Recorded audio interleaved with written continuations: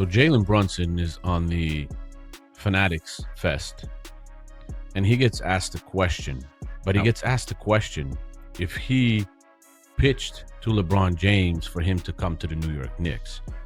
And Jalen Brunson, in my opinion, embarrasses LeBron James because he shows exactly how that whole process should go. And he is not one of those guys that's just going to pitch to somebody and ask somebody, come over and team up with me so we can win some championships.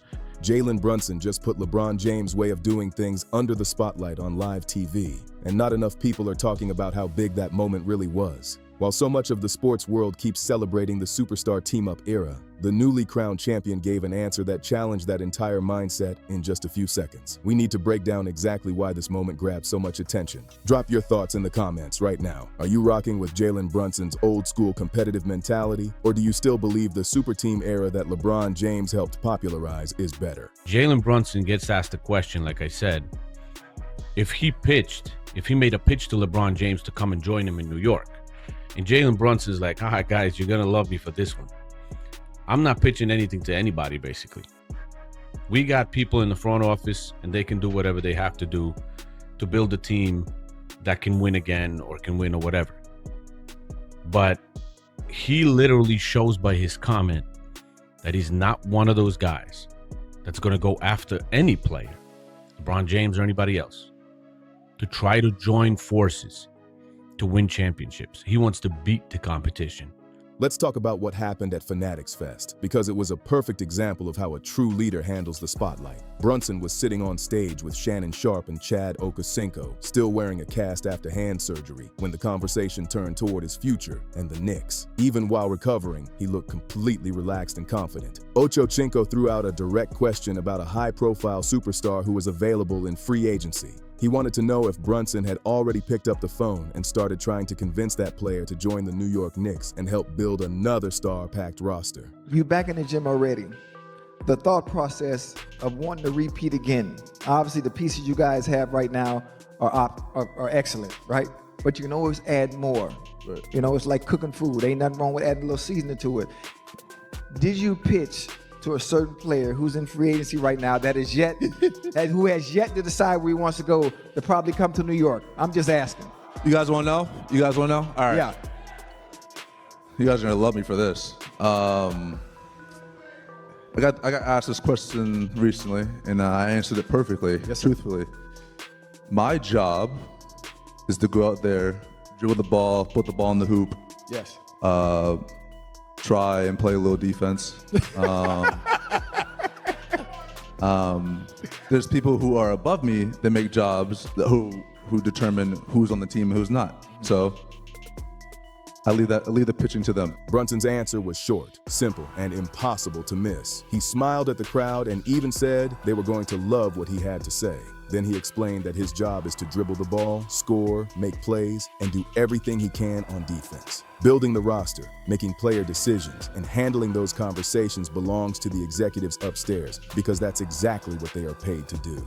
That answer landed because it stood in sharp contrast to what basketball fans have watched for years. Instead of talking about recruiting stars or trying to play general manager, Brunson made it clear that everyone has a role and he plans to focus on his own. That's a message a lot of fans haven't heard from a superstar in a long time.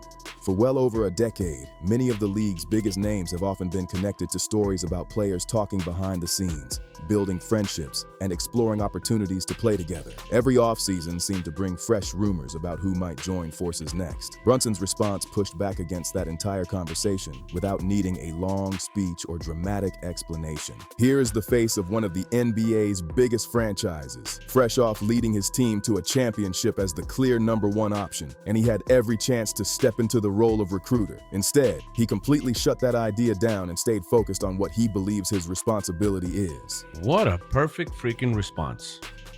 What a perfect freaking response.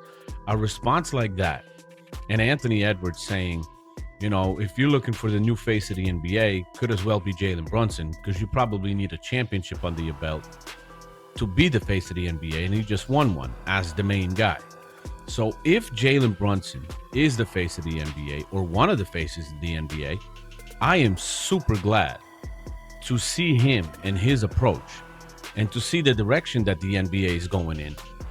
Because we're going in a direction where people, it looks like people are starting to move away from teaming up and joining up and doing all that crap that LeBron's done. By the time he's out of the league, his circus, his garbage, his weak approach. That decision spoke louder than almost anything else he could have said. The bigger message behind Brunson's comments is what has so many people talking. He showed that he isn't interested in chasing headlines by trying to assemble a collection of famous names just to make the road easier. His attitude reflects an old-school belief that you beat your competition on the court instead of trying to bring them into your own locker room. That's one of the biggest reasons so many basketball fans have developed so much respect for what Brunson is building in New York. He has already shown his commitment to the organization by turning down a larger contract opportunity and leaving millions of dollars on the table. That decision gave the front office more financial flexibility to strengthen the roster around him, and many people see that as another example of putting the team ahead of himself. Brunson understood how today's salary cap works, and instead of chasing every possible dollar, he made a decision that many fans see as putting the team's future first. That choice immediately made people compare his approach with other superstar philosophies around the league. When people look back through NBA history, they often point out just how uncommon that kind of move really is. Discussions around LeBron James frequently highlight that he accepted less money when he joined the Miami Heat in 2010, allowing the team to fit both Dwyane Wade and Chris Bosh under the salary cap. Outside of that situation, LeBron has generally signed contracts worth the maximum or close to the maximum value available to him, something many superstar players around the league also choose to do. That difference in philosophy is what keeps fueling debates among basketball fans. Supporters of Brunson's style argue that leaving financial flexibility for the organization can make it easier to build a deeper roster. Others believe star players have earned the right to maximize their contracts while trusting the front office to handle the rest. It's a conversation that doesn't seem to be slowing down anytime soon. Throughout LeBron's career, fans have watched him play for Cleveland, Miami, and Los Angeles, with each stop bringing huge expectations and constant discussions about roster moves. Whenever a team struggled, speculation usually exploded about potential trades, free agent additions, or another superstar joining the mix. Those storylines became a huge part of the NBA conversation every single season. Now, many people believe the league is starting to shift in a different direction, and Jalen Brunson has become one of the players representing that change. His comments at Fanatics Fest weren't loud or dramatic, but they still made a huge impact because they reflected a completely different way of thinking about leadership and team building. Instead of talking about recruiting stars during the offseason, Brunson made it clear that his focus stays on improving his own game, helping his teammates, and trusting the front office to do its job. That's a mindset that reminds many longtime fans of an older era when players were expected to compete against the league's biggest names instead of trying to join them. Young stars like Brunson and Victor Wembanyama have also helped spark conversations about where the NBA is heading next. Many fans see this generation as placing a stronger focus on player development, team culture, and growing within their own organizations. Whether that trend continues remains to be seen, but it's definitely becoming a bigger part of the discussion.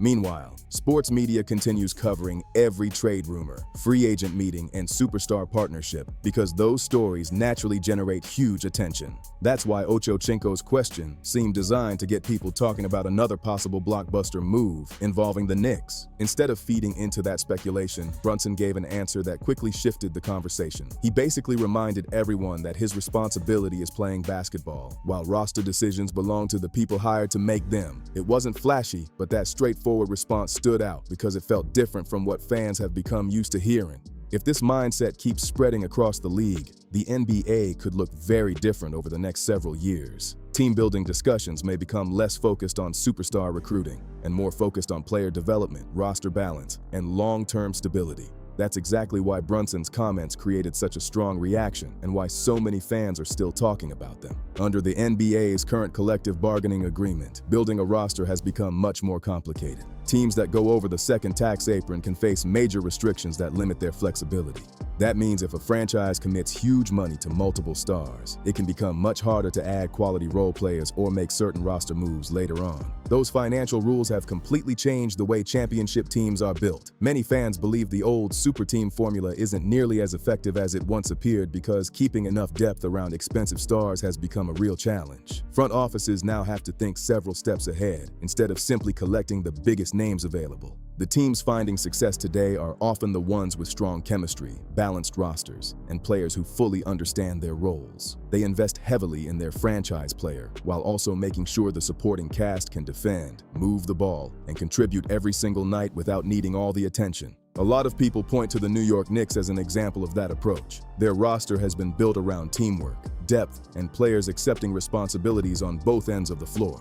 Supporters of the organization also highlight Jalen Brunson's willingness to let the front office handle personnel decisions instead of trying to influence every move himself. That attitude has stood out because many NBA fans have spent years watching constant headlines about trade requests, free agency rumors, and superstar partnerships. Every offseason seemed to create another round of speculation about which stars might join forces next. Brunson's comments at Fanatics Fest offered a noticeably different perspective.